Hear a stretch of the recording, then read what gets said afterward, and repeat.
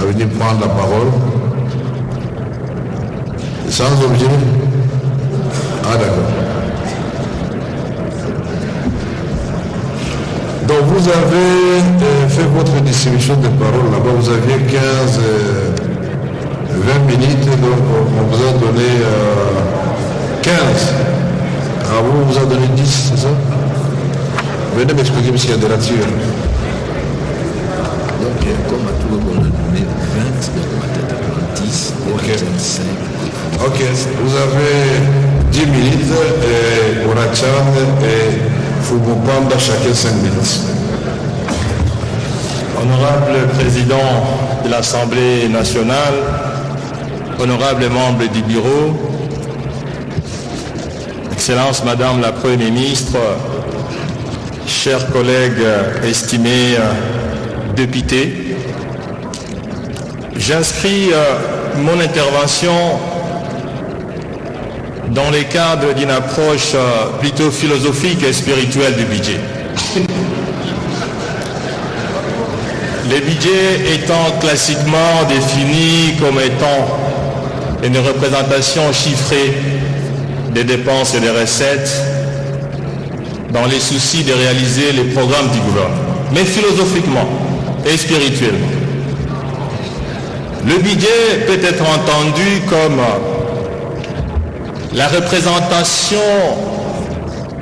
de la pensée, de la volonté du peuple, de l'esprit du peuple de s'accomplir. Le peuple, à travers les gouvernements issus de l'élection dont la majorité est représentée ici, présente le budget pour rencontrer l'esprit, la volonté du peuple.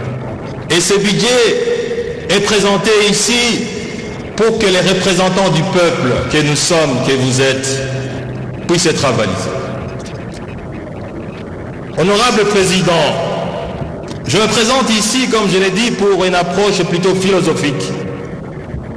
Parce que vaut un budget? Même s'il répond aux critères juridiques et parlementaires, s'il ne rencontre pas l'esprit et la volonté du peuple, que vaut ce budget? Voilà pourquoi, honorable Président, je voulais prendre mon temps pour rappeler à Madame la Première ministre, une économiste ayant une expérience avérée. Madame, merci pour votre présentation structurée du budget. Mais, Madame la Première ministre, il y a des relations sécuniaires entre certains facteurs de l'économie et le développement du pays, dont le budget est l'agent d'exécution. Voilà. Premier point, Madame la Première ministre. Les cadres macroéconomiques. Les cadres macroéconomiques.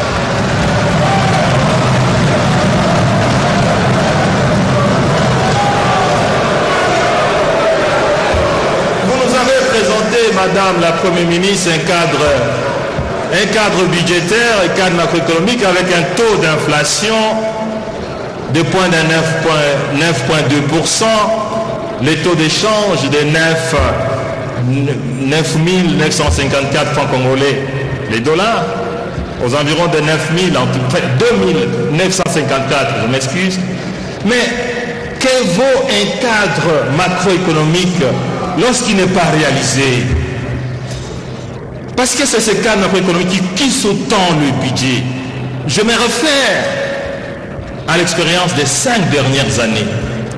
Aucun taux d'inflation n'a été réalisé, qui a été repris dans le budget voté par cette Assemblée nationale. Aucun taux d'inflation n'a été réalisé.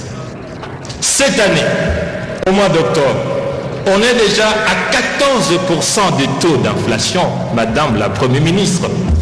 Comment va-t-on réaliser un taux d'inflation de près de 9,2% en 2025?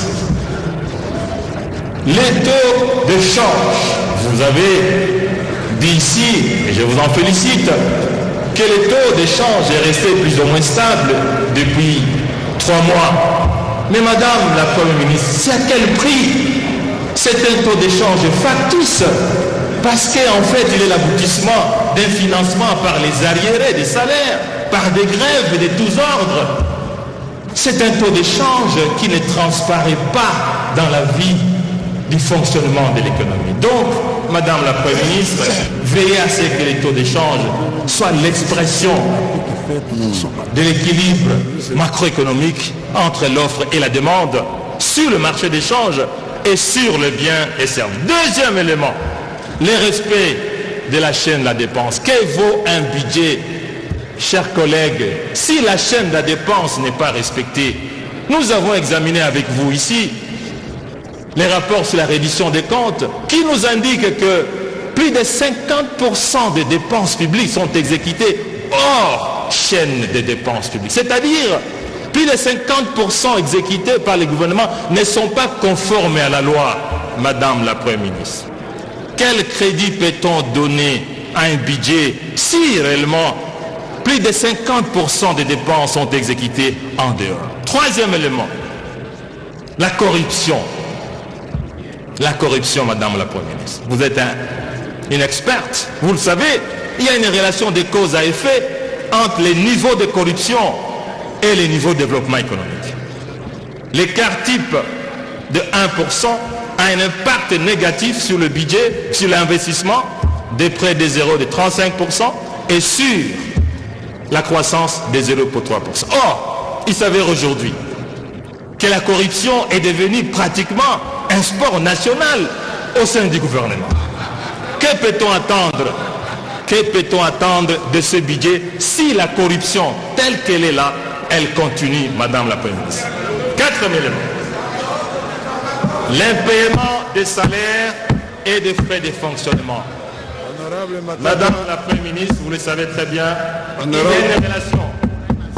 Honorable Matata, oui. Je vous informe que Madame la Première ministre, même si son nom de la continuité des affaires de l'État a été investi par vous, par nous, il y a quelques mois, il faut plutôt l'encourager à changer ces mauvaises habitudes qu'il a trouvées. Merci, honorable, vous pouvez poursuivre. Mais, honorable président, et justement, j'ai dit que ça va. Merci. Madame la Première ministre, j'inscris mon intervention pour vous interpeller. Ce n'est pas pour dire et voilà, vous êtes responsable de la corruption, mais c'est pour vous interpeller parce que votre budget ne peut être exécuté, ne peut porter des fruits, ne peut être porteur de développement que si il tient compte de ces éléments. Voici l'indépendance de la Banque centrale, honorable président. C'est intéressant. Il y a une relation de cause à effet entre les degrés d'indépendance d'une banque centrale et les degrés du développement. Tout le monde sait aujourd'hui que nous avons une banque centrale totalement inféodée au gouvernement, qui exécute des dépenses en violant systématiquement la loi qui organise le fonctionnement de la banque centrale. Madame la Première ministre, que peut-on attendre de votre budget lorsque la banque centrale constitue une filiale du gouvernement ou une filiale de la présidence de la République? L'élément de leadership, Madame la ministre, le budget ne peut être exécuté de manière tout à fait correcte, efficace et productive s'il n'y a pas de leadership et s'il n'y a pas de bonne gouvernance. Le leadership garantit les institutions inclusives qui font cruellement défaut aujourd'hui. Lorsque l'administration publique est totalement en grève, lorsque les enseignants sont en grève, lorsque les magistrats sont en grève, lorsque le professeur dit, quel type d'institution avons-nous pour pouvoir exécuter un budget qu'il soit en équilibre, comme vous l'avez dit ici? Madame la Première ministre, les réformes. Vous nous présentez un budget avec un taux de croissance de 5,7%. Mais c'est un taux de croissance appauvrissant. La RDC n'a pas besoin d'un taux de croissance de 5,7%. C'est des taux de croissance appauvrissants. Parce que ce taux n'est pas effectivement fondé sur des réformes. il faut activer les réformes pour pouvoir espérer un taux de croissance qui soit développementiste. Je voudrais aborder aussi une relation entre la dette publique et le développement. Honorable Président, Madame la Première ministre, il existe une relation entre la dette publique et le développement. On parle de la soutenabilité de la dette publique. Nous sommes aujourd'hui, honorables députés, dans une situation d'endettement explosif, nocif, qui hypothèque l'avenir des citoyens de ces pays. En 6 ans, la dette publique a doublé de 5 milliards à près de 11 milliards. Madame la Première ministre, le budget veille aussi à l'avenir de ceux qui ne sont pas encore nés ou de ceux qui sont encore petits. Vous êtes maire, je sais que vous avez plus que moi cette sensation de l'avenir de ce pays. Je voudrais terminer, honorable Président, pour ne pas traîner sur ces pupitres, pour dire le budget, comme je l'ai dit, du point de vue philosophique, Madame la Première ministre, n'a de sens que s'il est exécuté, que s'il est fondé sur des relations économiques et sociales séculaires, comme je l'ai dit ici. Parce que ce budget, même s'il est adopté, mais s'il n'est pas exécuté, s'il ne tient pas compte des relations séculaires, socio-économiques, ce budget restera une lettre morte. Pour terminer, Madame la Première ministre, veillez à ce que la corruption et les détournements s'arrêtent. Parce que ces sports nationaux. Madame la Première ministre, je termine en vous exhortant à un meilleur suivi du budget de l'État, parce que s'il n'y a pas de suivi et évaluation, malheureusement, tout ce que nous aurons adopté ici ne sera jamais exécuté et ne produira jamais des effets. Je vous remercie. Merci, honorable Matata, pour votre intervention très brillante sur le plan de l'enrichissement. Je vois que Madame la Première ministre a pris bonne note. Nous sommes ici tous pour contribuer à changer. Et donc quand quelqu'un vous apporte une contribution, il faut la saisir. Et je vous ai dit à vous, les honorables députés, que moi, quand j'ai eu l'occasion d'être élevé au rang de président des bureaux de l'Assemblée nationale, j'avais promis à Boris et je crois à Tibangou Karala et les autres que je sortirais un peu juriste de cette salle. Alors vous, les juristes et les autres politologues, les ingénieurs, profitez de temps en temps quand les économistes passent pour quitter ici avec des notions d'économie. C'est très important.